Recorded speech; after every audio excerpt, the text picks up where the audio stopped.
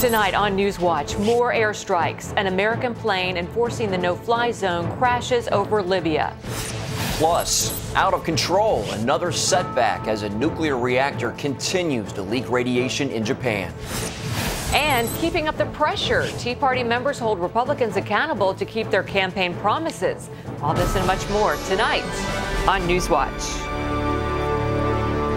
Airstrikes by coalition forces hindered attacks by Libya's Muammar Gaddafi today, but an American jet crashed in the process. Good evening, I'm Wendy Griffin. And I'm Mark Martin. The U.S. Air Force fighter jet carrying a pilot and a crew member crashed this morning. Military authorities say mechanical failure, not Libyan artillery, brought the plane down. Neither man on board was injured, but one needed the protection of Libyan rebels. Dale Hurd has more in tonight's top story. The F-15E Strike Eagle was conducting a mission against Libyan leader Muammar Gaddafi's air defenses when it crashed about 24 miles east of Benghazi. Libyan villagers who saw the crash say the fighter jet was spinning as it came down in a field. The two-man crew ejected. A Marine Corps Osprey search and rescue aircraft was dispatched to the scene and rescued the pilot.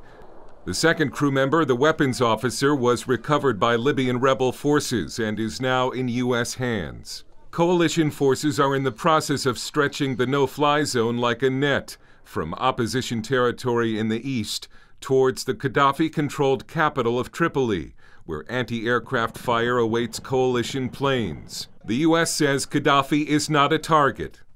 I don't know much about the location of the Libyan leader, nor have we expended any military effort in that regard.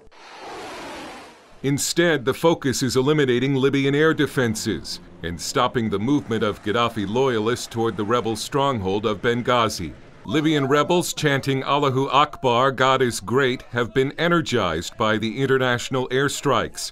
But in Tripoli, Gaddafi supporters are criticizing the no-fly zone enforcement. We are freedom in this country. We don't want to kill. The Libyan government is reporting a number of civilian deaths from the airstrikes, which Defense Secretary Robert Gates calls a big lie. It's almost as though some people here are taking at face value Gaddafi's claims about the number of civilian casualties, which as far as I'm concerned are just outright lies. Dale Hurd, CBN News. President Obama arrived in El Salvador today as part of his South American swing, but he's feeling the heat from Washington. Both the left and the right are criticizing his decision to strike Libya without the approval of Congress. Jennifer Wishon is at the White House tonight with more. President Obama is being briefed by his national security advisors while traveling abroad. Military officials say already the number of U.S. missions over Libya are decreasing. The administration's goal is to step back and let NATO allies take the lead in a matter of days, not weeks, according to the president. Ultimately, he says, the final outcome is up to the Libyan people. Democracy can't be imposed from the outside. It must from the hearts and souls of those who seek it. Here at home, the president is facing criticism from members of Congress on both sides of the aisle. Some Democrats questioning his motivation for using military action in Libya, saying it has more to do with Libya's rich oil reserves than America's concerns about violence being carried out by the Gaddafi regime. Democrats and Republicans are frustrated with the president's inability to explain why the U.S. has an interest in Libya, but not in other nations where citizens are also fighting oppressive regimes. Members of both parties are also upset the president did not consult Congress before sending U.S. troops to lead the UN coalition in Libya. Under the Constitution, the power to declare war lies with Congress. At the White House, Jennifer Wishon, CBN News. Scott Wheeler is an investigative journalist and has worked undercover in Libya, and currently he's with the Republican National Trust Political Action Committee. Scott, if Muammar Gaddafi falls, who's going to take his place? Well, it's a very good question, Mark. And the problem is that many of the resistance fighters in Libya right now are part of the radical Muslim Brotherhood, al-Qaeda factions.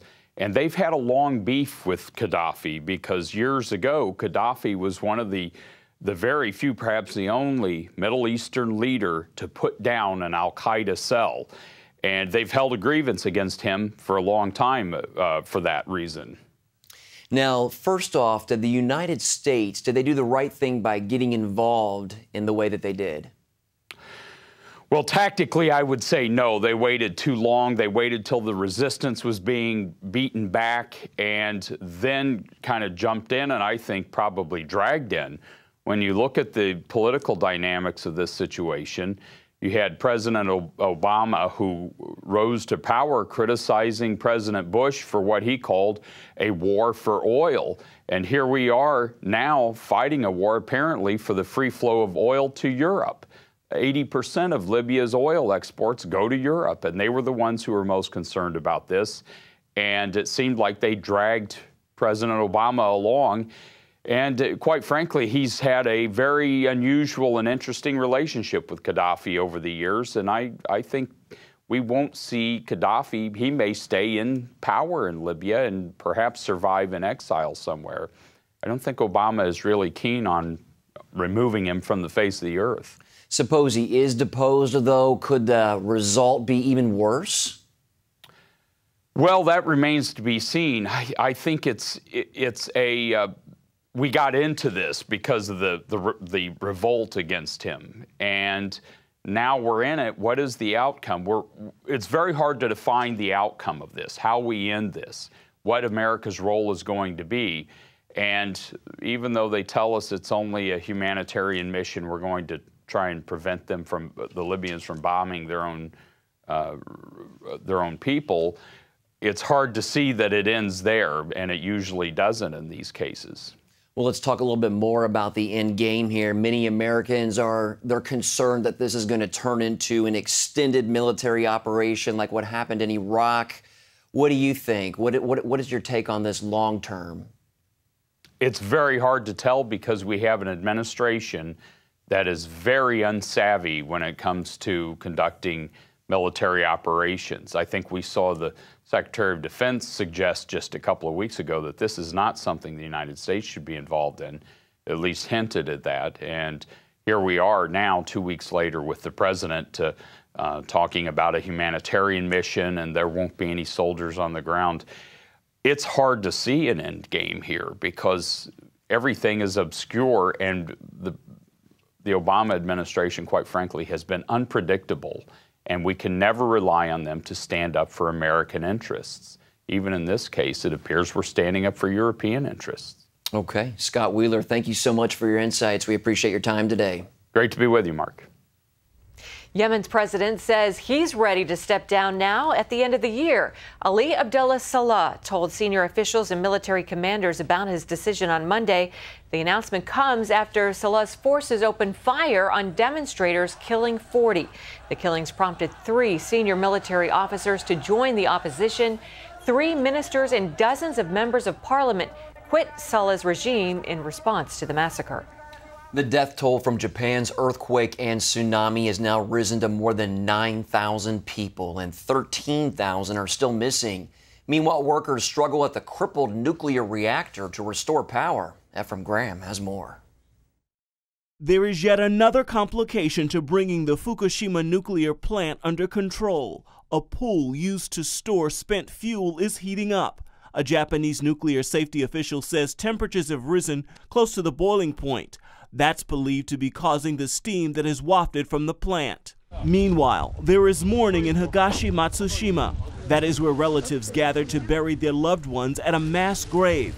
Funeral homes and crematoriums are overwhelmed. They've run out of body bags and coffins. This man says we have to get permission from the relatives before we send the dead victims to the mass grave.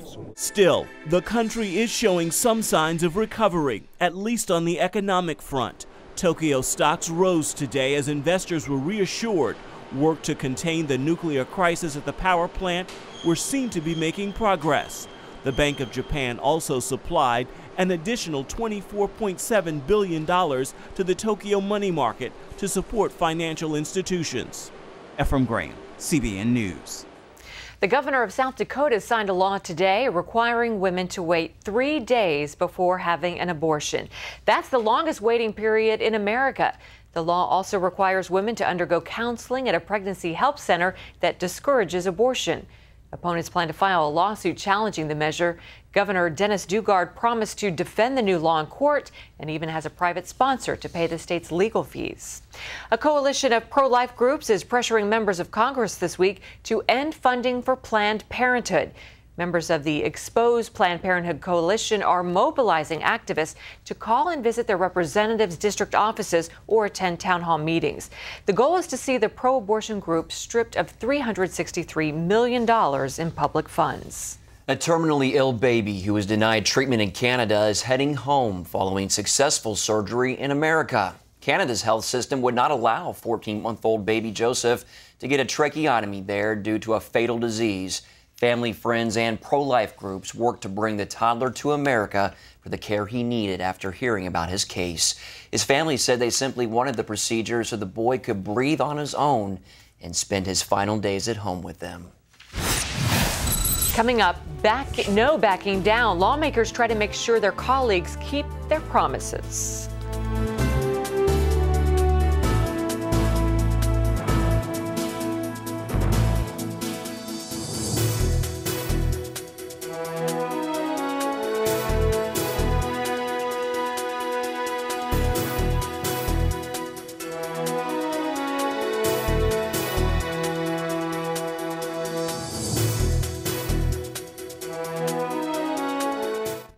Attention investors, now is the time to protect your retirement accounts and investments. Excessive government spending is devaluing the US dollar and high rates of inflation are coming. Gold has tripled since 2001 and some experts predict the prices will climb another 100%. Buy gold now, direct and wholesale with United Gold Group. The demand for gold around the world is higher than ever. Foreign countries like China and India are buying up gold at record rates. Why?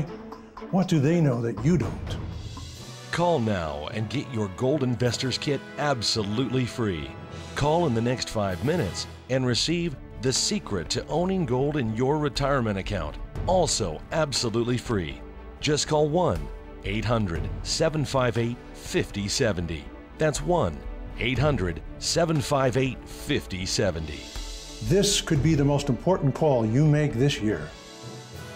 United Gold Group, investing in America's future.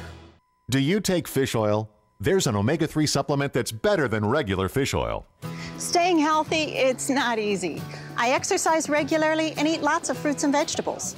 I used to take a fish oil supplement too, but then I discovered something better than regular fish oil. Arctic Wonder Omega-3 Krill Oil. It's from the makers of One A Day, so I know I can trust it. The omega-3s in Arctic Wonder both support heart health and are scientifically proven to be better absorbed than regular fish oil. You'd have to take 6 of these fish oil soft gels to get the strength of just 2 Arctic Wonder soft gels. The Arctic Wonder does not have an aftertaste. They go down real easy. Arctic Wonder isn't just good for your heart. It also supports healthy brain function and a healthy immune system.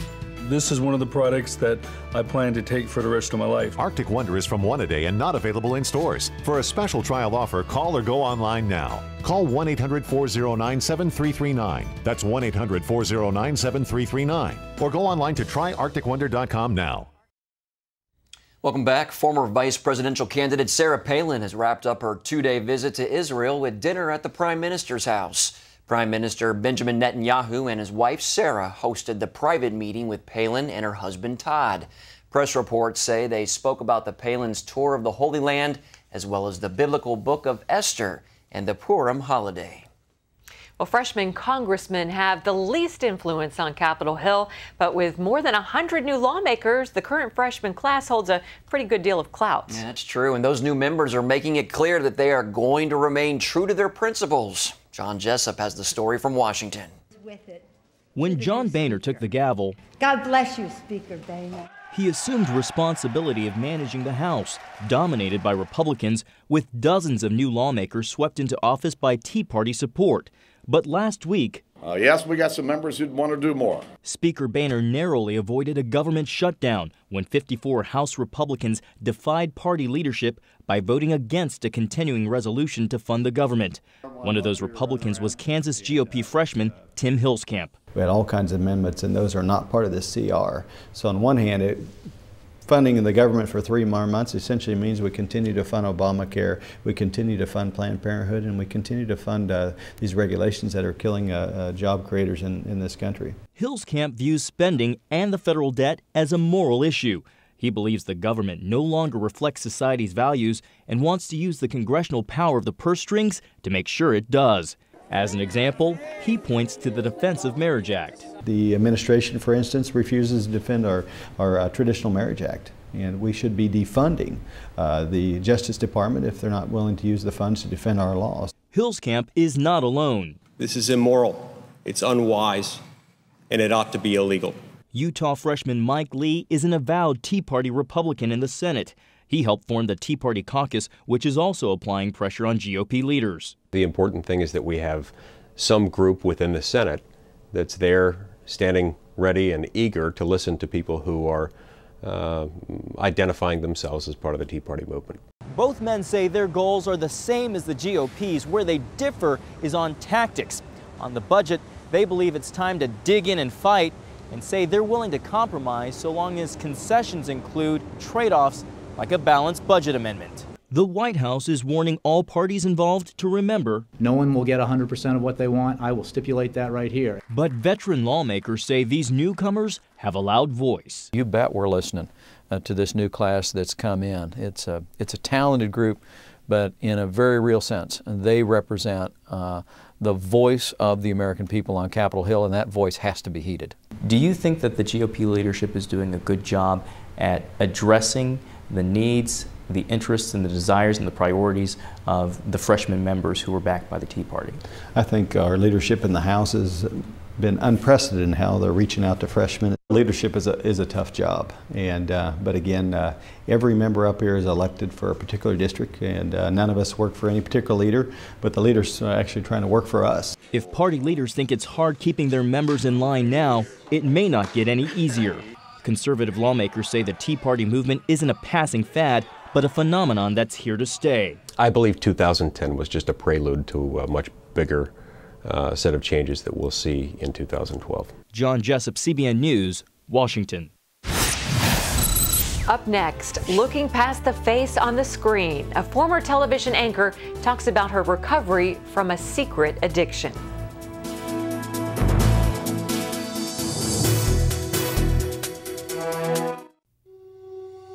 The doctor said to me, Peggy, you don't understand. Pancreatic cancer is inoperable and incurable. And he says, well, Peggy, you've got 2 months to live. It was like he was telling me, go to the store. There was no compassion. Yeah, it was heartbreaking. My life was an hourglass. I was home, laying on the couch, just dying. My sister Pam called the Cancer Treatment Centers of America. When I got there, I knew that I was going to be cared for. I met with the doctor after the tests were done and said, how long do I have? And he looked at me and he said, Peggy, we did a lot of tests on you, and I never saw one thing stamped on the bottom of your foot that said you were going to die in 2 months. You have no expiration date. And I thought, wow. Cancer Treatment Centers of America is unlike any other cancer hospital, full of hope, committed to your fight. We use every weapon: surgery, chemotherapy, radiation, nutrition, spiritual support, and mind-body medicine. We surround you with a real team, working together, all under one roof. Each time I went back to the Cancer Treatment Centers of America, I responded better. My tumors were shrinking. Came back in September again, and they still couldn't see anything. I said, you're kidding me. We'll see how it goes. We'll keep testing, but we can't see the tumors anymore. Please call the number on your screen to speak with an oncology information specialist and receive a life-changing information kit and DVD packed with valuable information. Call now and learn about treatment options you may not even know exist. It's really unbelievable how one doctor can tell me I have 2 months to live. And then I go to the Cancer Treatment Centers of America and they saved my life. Hope is a mainstay. Hope is everything. Don't give up. Your fight is our fight. Call Cancer Treatment Centers of America today. March is a landmark month in the life of former Fox News co-host Lori Dew. Indeed, this month Dew has been sober for 4 years. And recently I met with her in New York City to talk about the addiction that she kept secret for 15 years. From the early 90s to just a couple of years ago, Lori Dew was a familiar face on network news. She has the distinction of being the only person to anchor at all big three cable networks, CNN, MSNBC, and most recently Fox, where she served as anchor from 2000 to 2008 and also hosted her own weekend show. But behind Lori's impressive career, glamorous looks, and rising star status was a painful secret she hid for more than a decade. When people look at me, they say, "You don't look like an alcoholic. How on earth could you have these kinds of problems?" But outward appearances are obviously very deceiving, and they certainly were in my case. From the outside, I had it all.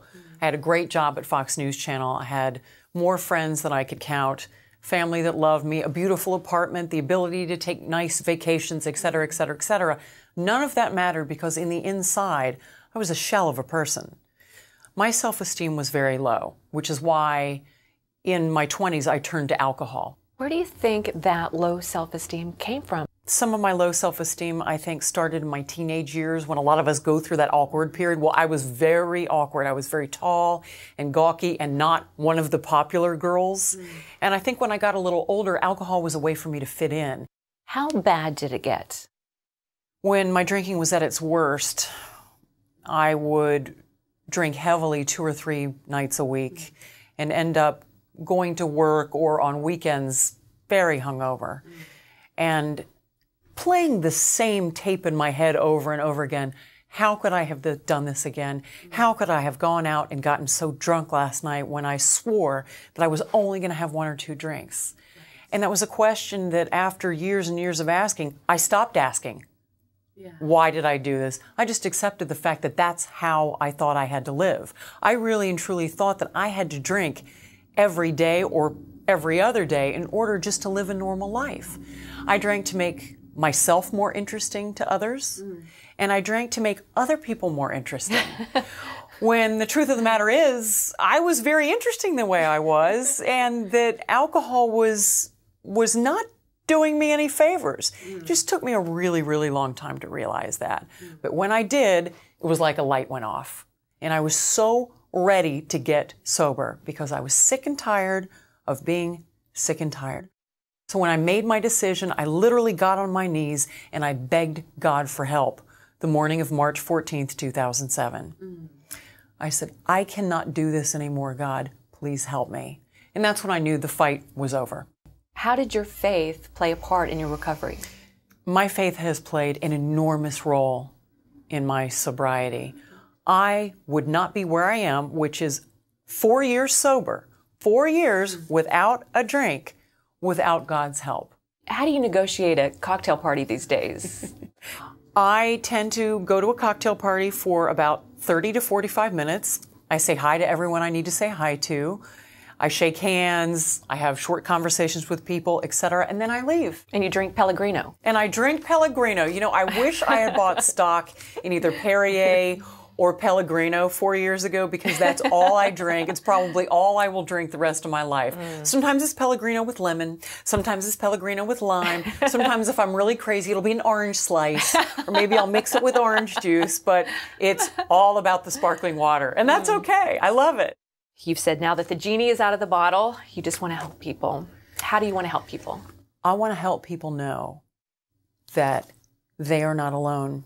There are so many people who have an addiction to something, but maybe they're afraid to admit it. And even if they admit it, they're afraid to get help because they don't know where to go and they don't know what to do and they don't know that there are literally tens of thousands of resources out there available. Today, Lori runs her own media training business and is hoping to get back on network news. She says Fox let her go because her contract had expired and they couldn't come to an agreement, not because of alcohol. But says no matter what the future holds, she's happier today than she's ever been. I'm grateful because going through this journey of sobriety and increasing my spiritual life has made me a much stronger person and a much happier person. And the woman you see sitting before you today is a really happy one. I feel like I'm finally becoming the woman I was meant to be. Yeah. And perhaps I'm becoming the woman God wants me to be. And of course, she's a New York girl, so she's used to hailing taxis, so we thought we'd just get a shot of that. But, you know, so many people, after this story broke, reached out to her that she's now on Facebook under Lori Dew Recovery Resources. So you can find Lori on Facebook at Lori Dew Recovery Resources. And we'll be right back. The doctor said to me, Peggy, you don't understand. Pancreatic cancer is inoperable and incurable. And he says, well, Peggy, you've got 2 months to live. It was like he was telling me, go to the store. There was no compassion. Yeah, it was heartbreaking. My life was an hourglass. I was home, laying on the couch, just dying. My sister Pam called the Cancer Treatment Centers of America. When I got there, I knew that I was going to be cared for. I met with the doctor after the tests were done and said, how long do I have? And he looked at me and he said, Peggy, we did a lot of tests on you.